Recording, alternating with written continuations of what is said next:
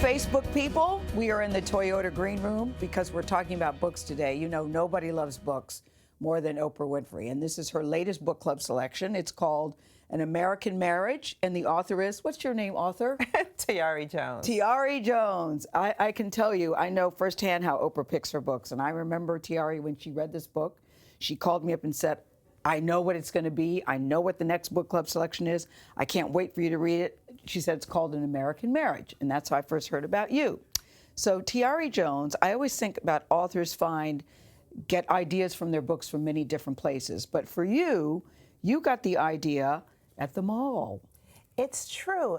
You know, we all go to malls. Most of us don't get ideas about books. What'd you see? But you can get a lot of things in the mall because there are a lot of people there. I agree. But at the time, I was on fellowship at Harvard doing research, and it just wasn't clicking, right?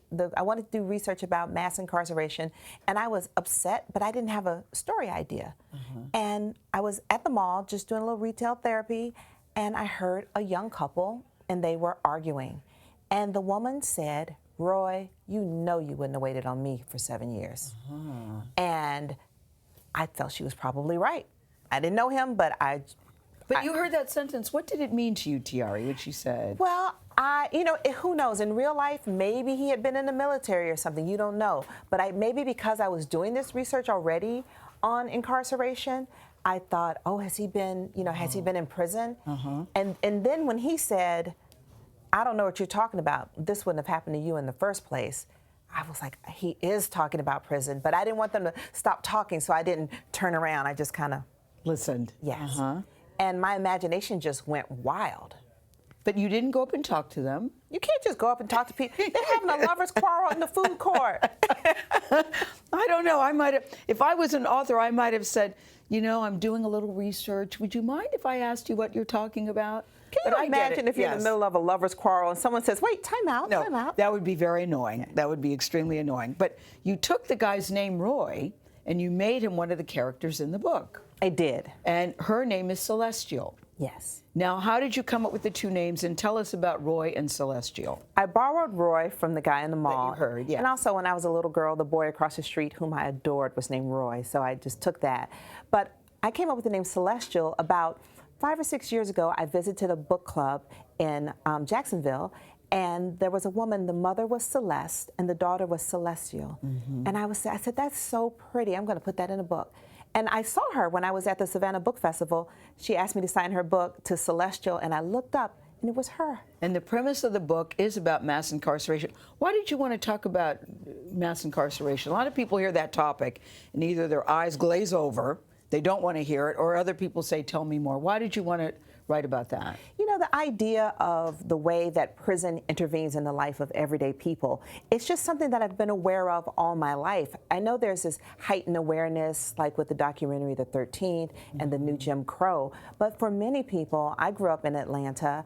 My grandmother lived in Louisiana, which is the prison capital of the world. The idea of just the way that ordinary people have to resituate their lives around incarceration is just in the air and in the water. But I hadn't seen very much written about the collateral effects of prison. And talk about collateral effects. That's what happens in American Marriage, because Roy is accused of a crime that he did not commit.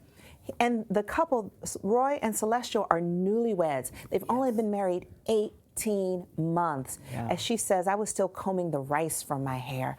When her husband is arrested for a crime she knows he didn't commit. Did she always believe him? Yeah, she was with him at the time. So she knows he's innocent. But at the real struggle is whether he's innocent or not, he's still been taken away from her life. As she says, a marriage is more than your heart. It's your life. And they aren't sharing their lives. And they have to decide what's next, how to go forward.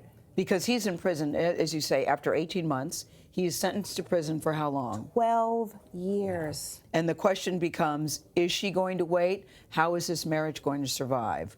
So how did you figure out how you were going to navigate that? Well, that just lends itself to a great storyline. Well, you know, I had to be completely open. Like, sometimes people ask me, should she wait? And I say, when I write, I can't say should. I just have to say will. Will she wait?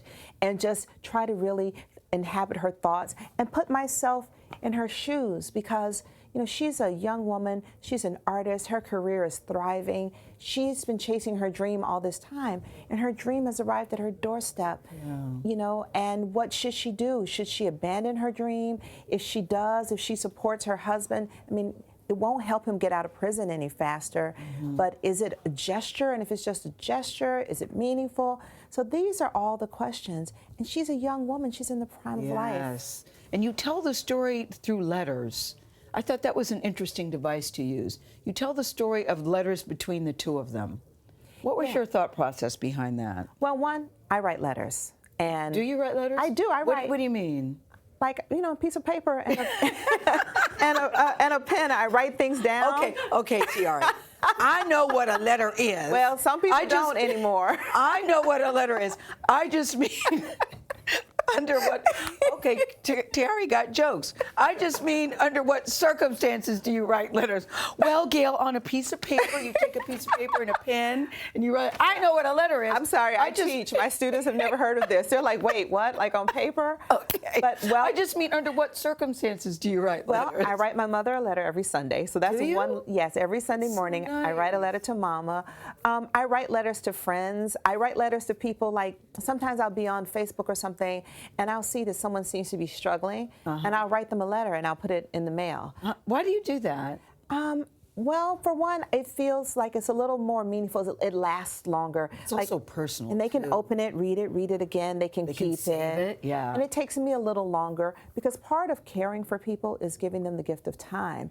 And when you write a letter, you are giving a person just a little bit more time. So that's why you do. That's why you write letters, because it's something that's personal. So that's why you decided to tell this story through letters. I thought it was interesting, the back and forth between the two of them. Also, letters. When all the time Roy is in prison, the story advances through letters, and this also allows we see of Roy's life in prison what he wants his wife to see, which spares us the day-to-day brutality of the experience. Because when you read, you're experiencing what the characters are experiencing. And prison is brutal, and I did not want to put you as a reader through a brutal experience. So through his letters, you get the emotional truth of prison without the day-to-day. And there's also, at some point, another man is introduced into the story, who was a longtime friend of hers. Yes. And we have to see how that's navigated. I don't want to give it away, but it is. You can. I can? Okay. I think we can say love triangle. Okay, all right. I didn't know. Okay, it was a love triangle,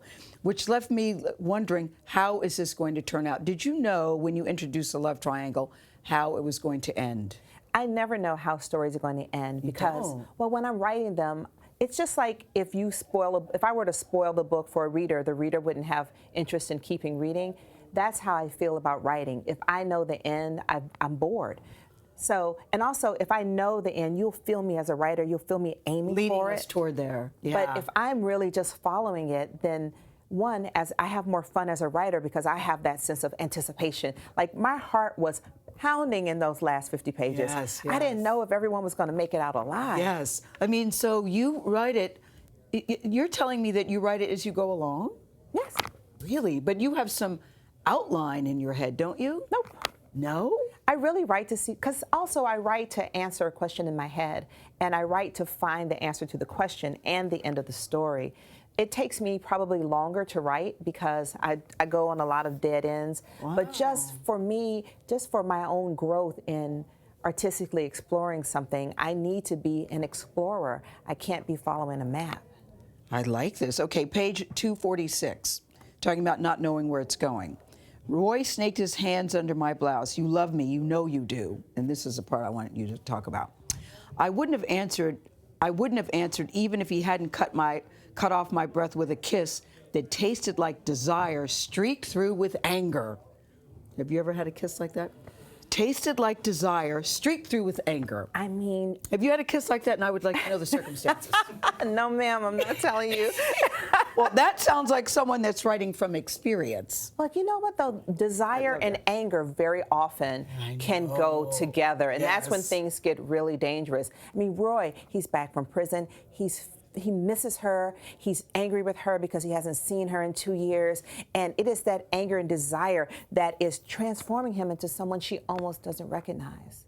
So even when you write streaked with desire, a kiss that tasted like desire, streaked with anger. I called Oprah at this part. I go, let me read you this part. She goes, I know, I love that line. So even when you wrote this, you weren't sure how this is a very crucial moment in the story.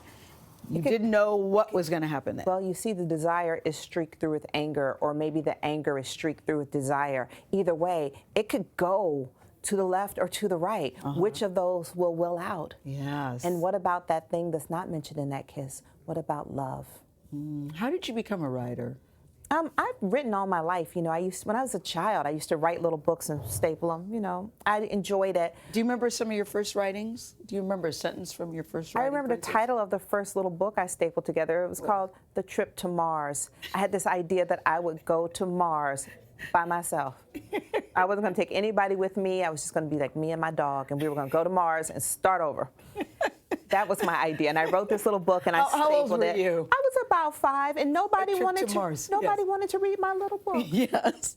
So you've been writing for a long time. I mean, yes, but it wasn't until I was in college when I met a writer, and she was my teacher. Her name is Pearl Clegg, and she was my teacher, and she took me up under that wing. I was like 16 or 17 years old, and she modeled for me the writer's life. She used to do this kind of like a performance space called Live at Club Zebra, and writers would come and read, and she allowed me to go. You know, I was underage, and she was a young professor, and she said, you can come. She says, but you can't, you know, have any alcohol because, you know, you're underage and it could cost me my job. And I was like, I was on my best behavior. I wasn't even tempted because I knew she had given me this gift of allowing me to see what it was like to live this artist life in the city. And so I just sat there and I just watched, and I knew what I wanted to do with my life. But she clearly saw something in you that maybe you didn't see in yourself.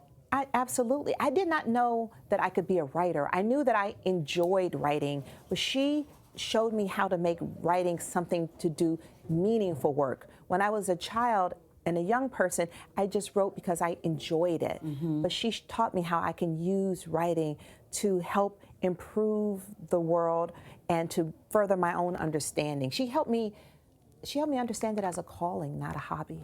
There is a difference. But then I was reading at one point you thought, maybe I'm going to give up writing. I don't have it. I thought I had run out. I felt like... Of ideas or the talent or the what? You know, I was thinking that maybe being a writer was like being an athlete. You know, you can't do it forever. And when I was having such a hard time completing this book, I thought maybe the challenge of the conflict between Celestial, Roy, and Andre, I couldn't get them out. I couldn't unravel the knot. And maybe this just was the end for me. And I was just grateful because I had written 3 books already. And I felt like so many people wish they could write 1, and I've written 3. And I was, you know, doing kind of a gratitude practice for the books I had been given. And I was willing to release this one. You know, what turned you around? Well, one thing, I teach, I have students. And I always tell them they can't give up and they have to keep going. And would I be worthy to be their teacher if you're not following your own advice to them? So I just kept trying a little bit every day because, you know, I said I can't control whether I finish it. I can only control whether I try to finish it. And so I just kept working on it. And then I feel it's almost like filling up a bucket with an eyedropper. You just keep doing it, and then one day the bucket is overflowing. That's a long time. It was a long time. I mean, I was stranded 50 pages from the end for more than a year. Why was this hard for you? I just think the question of Celestial and she has Roy, her husband, and he has suffered so much. But then there's Andre, the boy next door, who loves her. And I think just as she was having a hard time deciding, should she put herself before other people, I think I was wrestling with it as well. When I write, me and the characters, we are together in this struggle. And if I can't figure it out, they can't figure it out. I know, it's so interesting because I went back and forth on how it should end. I have to say, I think you ended it really, really well. I like how it turned out. But I did. I went back and forth. How should this turn out? And you called it an American marriage. Why? Because you had another title I read before. I had a number of other titles. Okay. Give me a couple. I'm so embarrassed. Okay. The first one, I originally was going to call it Dear History because the letters are saying dear. And Roy has this moment when he says, when he was a boy writing in a journal, Dear History, here I come, or something like that. So I had that one, but it was too stuffy. Yeah, I don't like that one better than this. Okay. Then I rewrote it, and I had a new editor, and I wanted to make sure he read this as a love story, not as like a novelized version of the new Jim Crow. I wanted him to know this is a story about people. So I gave it kind of a romancy title. I called it "This Is How I Love You," so he would read it to feel that way, and it worked. Like, he read it as a love story, but he said we needed a title with some more heft. You know, and so I came up with An American Marriage. And I was just playing with him because he said, oh, we can brainstorm. And I said, oh, we'll call it An American Marriage. When you say American, it makes things sound important. And I said, I have a cat, and she's writing memoirs called American Feline. It's going to be huge. And he says, oh, I like that. I do too. I was like, An American Feline? He says, no, An American Marriage. But I didn't like it. I felt like it sounded like it was about some white people in Connecticut getting a divorce. And he says, why do you think Connecticut is more American than Atlanta? And very good question. It was just that I feel like I lived in Connecticut. Yeah. Well, very good question. How American was it? It was American, wasn't it, though? It was very American. See? It was. Something about Connecticut. It's something about those. There were 2 black people there. No. Well, see, this is why I felt like I had never. But I love the thinking behind it. Go ahead. Well, I just feel like, as a black person, no one ever says I'm American. Even like when I'm abroad, people say, oh, there was an American in the cafe. Yes. She was black. Like, it's always a qualified thing. And I felt that if I didn't say black American, I wasn't talking about my characters. Right. So I wasn't going to do it. And I kept trying to come up with new titles. But finally, I called Pearl. And she says, I know it's deep, girl. She said, it's deep, this American thing. But so many people have made so many sacrifices because to make this your home, that if you want that title, you have every right to it. Yes. So I called the editor back and I said, well, I'm thinking about it. And he said, if you don't like it, that's fine. He said, but I hear something else in your voice.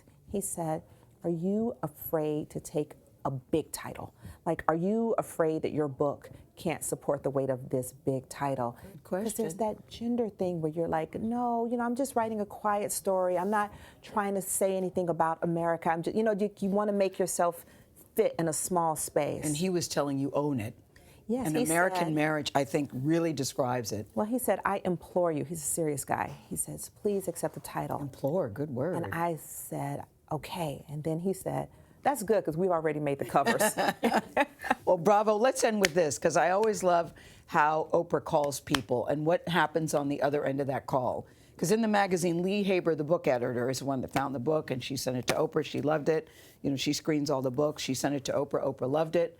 And so I'm wondering, from your standpoint, how were you called? How did that happen on your end? How did you hear? Well, I thought Lee was calling me to invite me to do another review or something, because sometimes I do some work for the magazine. And she said, I'm calling you in 5 minutes. I'm calling you in 10 minutes, all day.